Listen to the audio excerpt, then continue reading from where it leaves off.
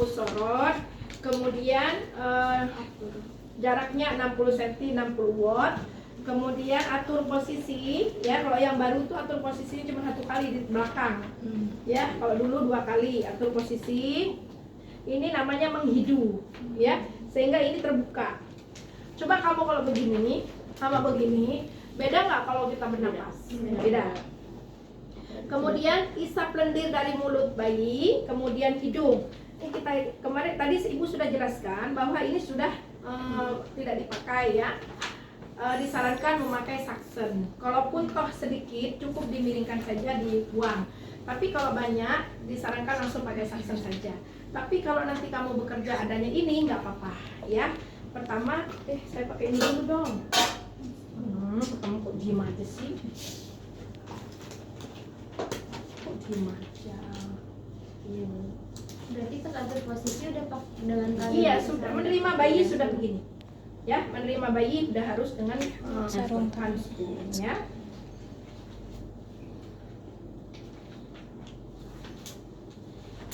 Oke, kita isap lendir bayi mulai dari mulut, ya, mulut, kemudian ke hidung, ya, di situ kan. Caranya gimana? Ini pegang, ini gini dulu, sedot, ya.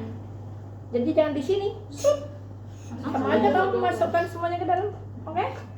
Ya, jadi dari luar dulu ya, gini dulu. Buang, ya sudah membuang, langsung diam, masuk ke sini lagi, ya, gitu ya. Iya, palanya. Nah, setelah mulut, baru ke hidung. Selesai, mau pindahkan. Setelah itu ngapain? Keringkan dengan handuk, sekaligus melakukan rangsang taktil ya. Kamu keringkan dari mulai kepala, kamu balik, nih pegang, balik, ya. Ini sudah kita melakukan rangsang taktil.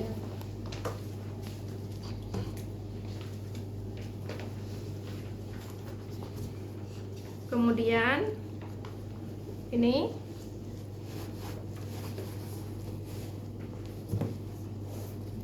buang sini, kemudian kita pakaikan bedong lagi, ini kekecilan, bayinya jumbo ya. Kemudian kita rangsang taktil lagi ya, tetap tidak menangis ya, tetap tidak menangis. Kemudian kita pakaiin topi, topinya mana? Topi untuk menghindari kehilangan panas dari kepala, karena bagian terbesar bayi itu adalah kepala ya. Kemudian atur posisi kembali. Ini kan miring-miring, ya kan? Karena tadi udah di sini. Jadi kamu atur lagi, taruh lagi di pundak, menghidu lagi, ya. Kemudian nilai. Nilainya apakah 1 menit penuh? Teorinya bagaimana? 1 menit penuh nggak nilainya? Tidak, kalau 1 menit keburu mati. 6 detik saja. 6 detik kamu hitung kali 10, kan udah 60 detik ya. 6 detik hasilnya berapa? 3 kali 10 berarti 6 detik hasilnya 8. Kalau kali 10 jadinya 8. Jadi dia dalam 1 menit ada 80 kali. Ya, kalau kamu nanti sudah hafal suara denyut jantung bayi yang benar, nah itu kan normal. Tapi kalau dia gak usah nunggu 6 detik ya, udah langsung di bawah 100 ini, orang udah begini doang ya gak? Nah ya, dah. Jadi kita hitung 6 detik ya, jangan nunggu 60 detik. 1 menit kan 60 detik, kelamaan.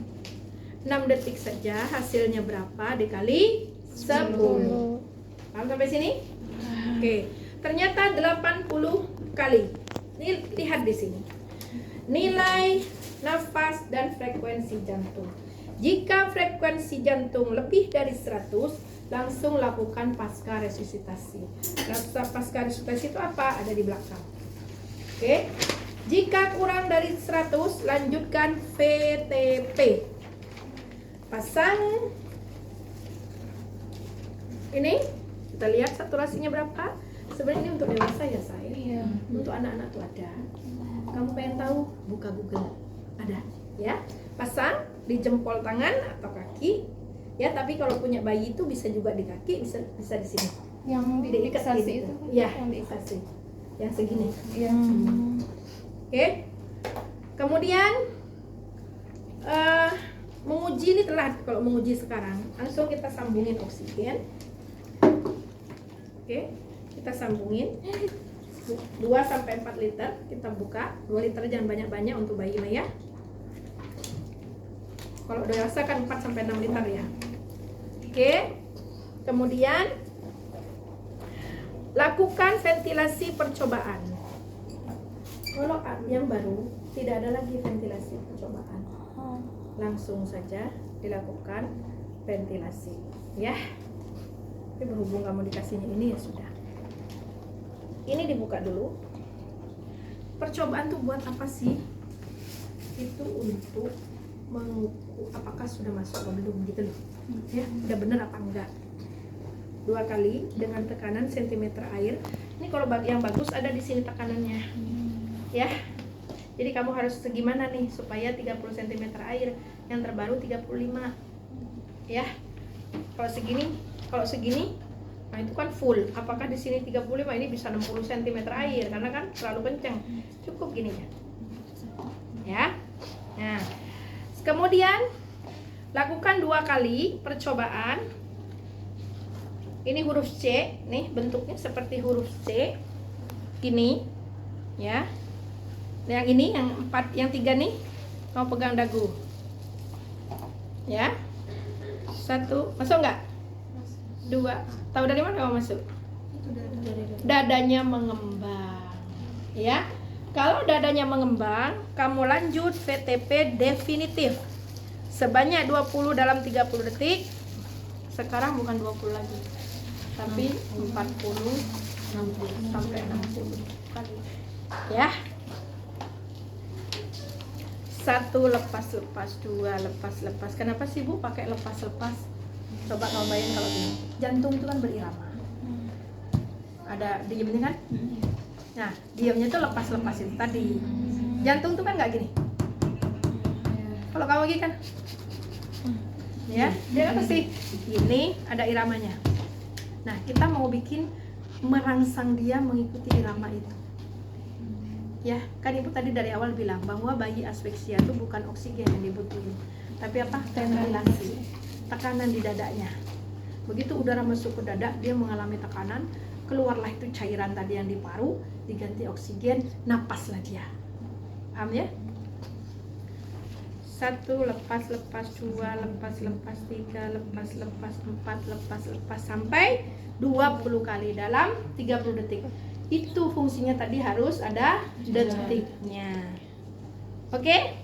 Setelah itu kan nggak mungkin Ibu ngitung sampai 30 kali ya?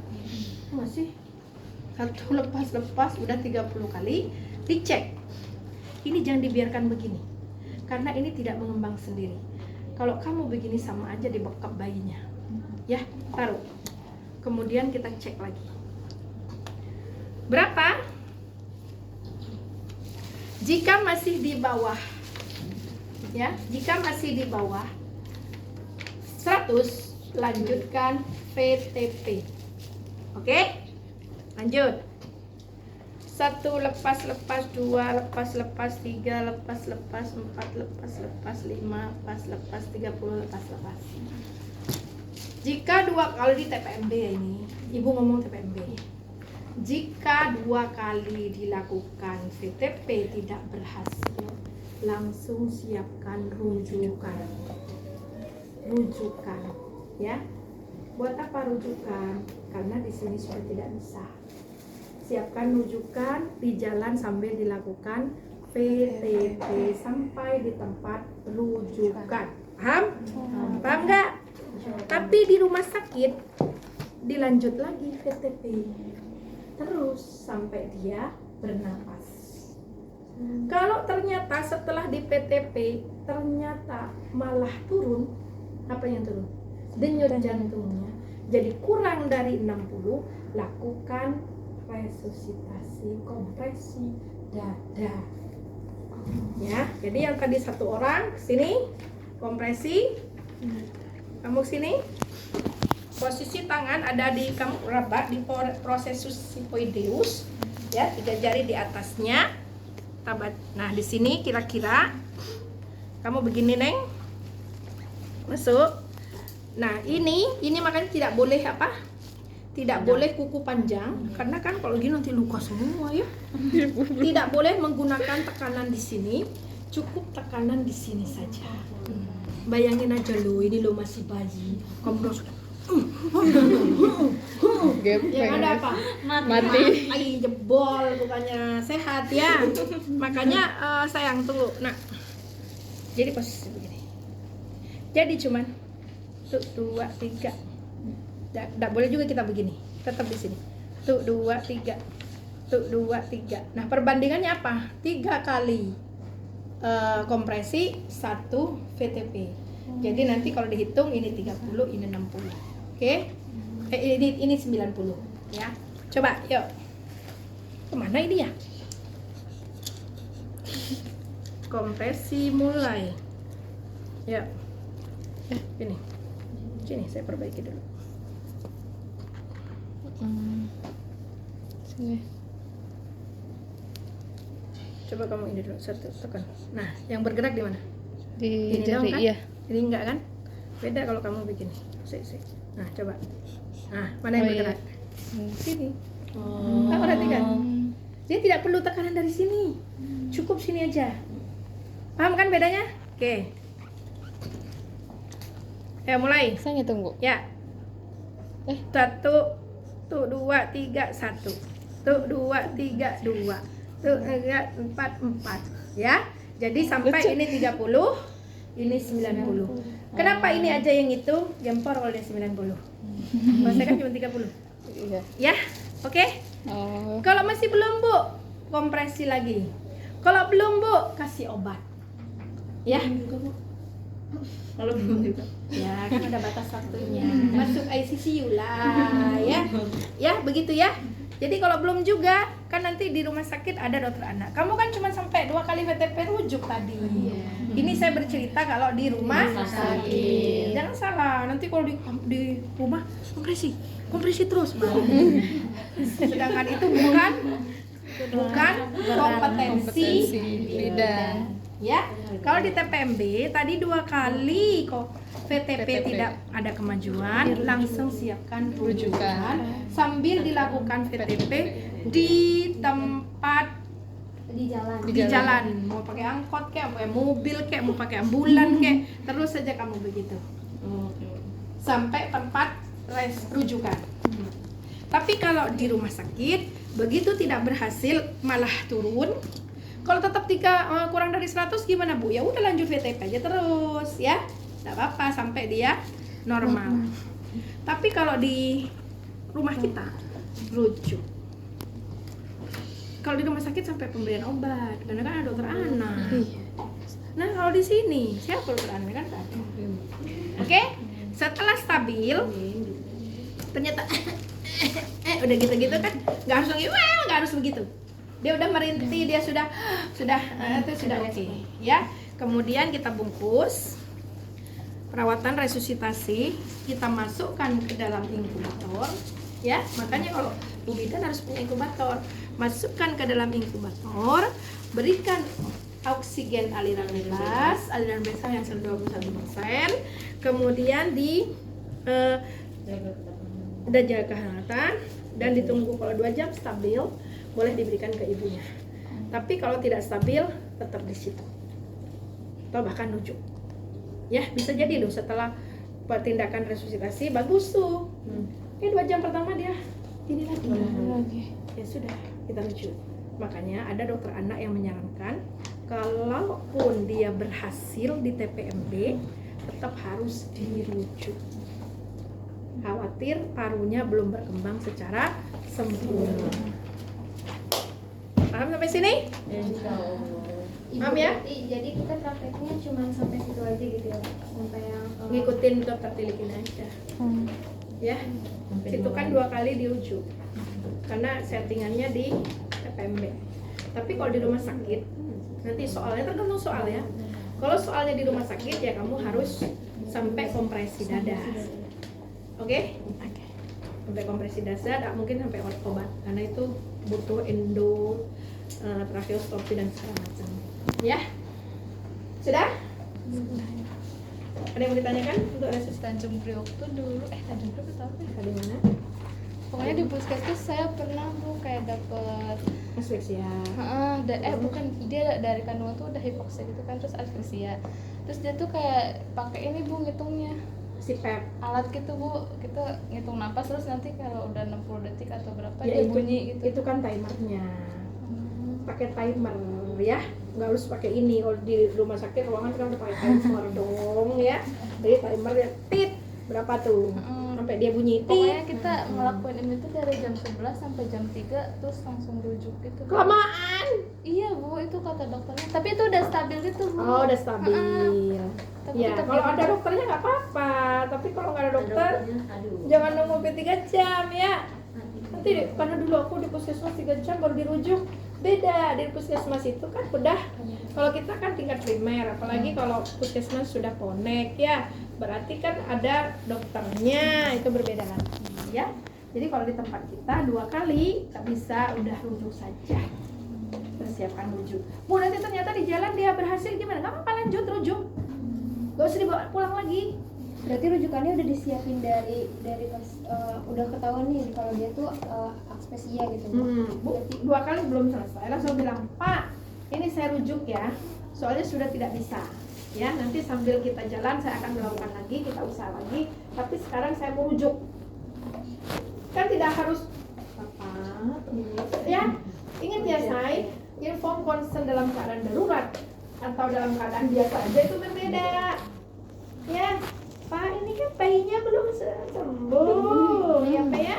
Jadi saya akan merujuk, mati anak orang ya. Dia langsung, Pak, dia udah 2 kali sarapan saya nggak bisa. Sambil kerja, ya. Jadi saya akan merujuk ya Pak untuk supaya ini bisa diselamatkan. Pasti pasien itu oke. Ya. Kan kamu punya asisten, kan tadi 2 orang. Oke, bikinin satu tetap percaya. Paham? Dia langsung lepas.